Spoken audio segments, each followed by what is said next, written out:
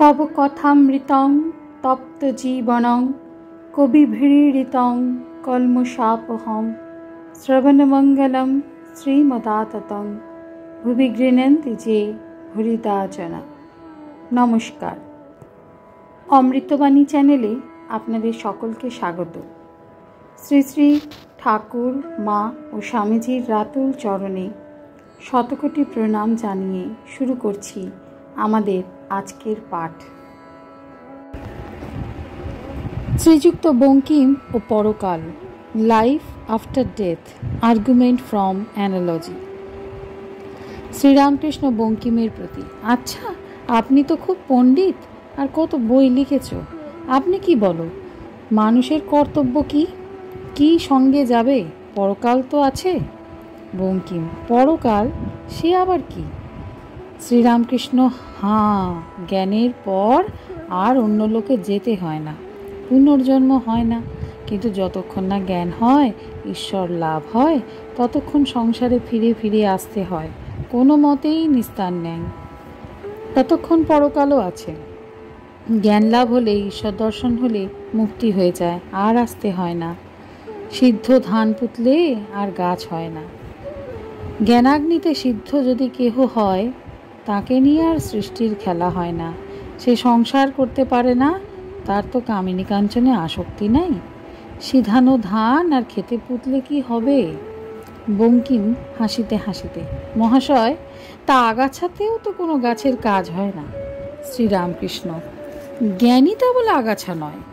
যে ঈশ্বর দর্শন করেছে সে অমৃত ফল লাভ করেছে, লাউ কুমড়া ফল নয়। তার পুনর্জন্ম হয় না। পৃথিবী বলো, চন্দ্রালোক বলো, সূর্যালোক বলো, কোনো জায়গায় তার আসতে হয় না। উপমা একাদশী। তুমি তো পণ্ডিত, ন্যায় পড়ো নাই? বাঘের মতো ভয়ানক বললে যে বাঘের মতো একটা ভয়ানক কাজ কি হাড়ি মুখ থাকবে তা নয়। বাঘের মতো ভয়ানক বললে যে বাঘের মতো একটা ভয়ানক ন্যাজ কি হাড়ি মুখ থাকবে তা নয়। সকলের হাস্য। আমি কেশব সেনকে ওই কথা বলেছিলাম। কেশব জিজ্ঞাসা করলে, মহাশয়, পরকাল কি আছে? আমি না এদিক না ওদিক বললাম কুমোরেরা হাঁড়ি শুকোতে দেয়, তার ভিতর পাকা হাঁড়িও আছে আবার কাঁচা হাঁড়িও আছে। কখনো গরু টরু এলে হাঁড়ি মারিয়ে যায়। পাকা হাঁড়ি ভেঙে গেলে কুমোর সেগুলোকে ফেলে দেয়, কিন্তু কাঁচা হাঁড়ি ভেঙে গেলে সেগুলি কুমোর আবার ঘরে আনে, এনে জল দিয়ে মেখে আবার চাকে দিয়ে নতুন হাঁড়ি করে, ছাড়ে না। তাই কেশবকে বললুম, যতক্ষণ কাঁচা থাকবে কুমোর ছাড়বে না। যতক্ষণ না জ্ঞান লাভ হয়, যতক্ষণ না ঈশ্বর দর্শন হয়, ততক্ষণ কুমোর আবার চাকে দেবে, ছাড়বে না। অর্থাৎ ফিরে ফিরে এই সংসারে আসতে হবে, নিস্তার নাই। তাকে লাভ করলে তবে মুক্তি হয়, তবে কুমোর ছাড়ে। কেননা তার দ্বারা মায়ার সৃষ্টির কোনো কাজ আসে না। জ্ঞানী মায়াকে পার হয়ে গেছে, সে আর মায়ার সংসারে কি করবে? তবে কারু কারুকে তিনি রেখে দেন মায়ার সংসারে লোকশিক্ষার জন্য।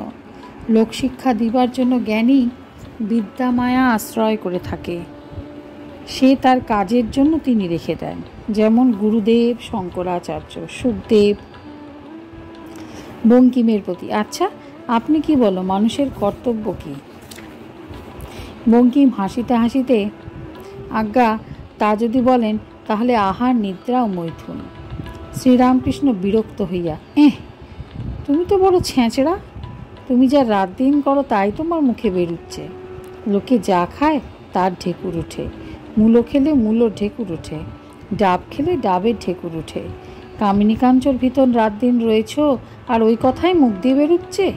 কেবল বিষয় চিন্তা করলে পাটোয়ারি স্বভাব হয়।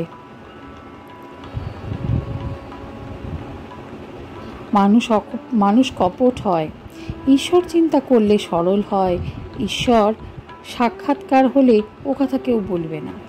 শ্রীযুক্ত বঙ্কিম, শুধু পাণ্ডিত্য ও কামিনী কাঞ্চন। বঙ্কিমের প্রতি।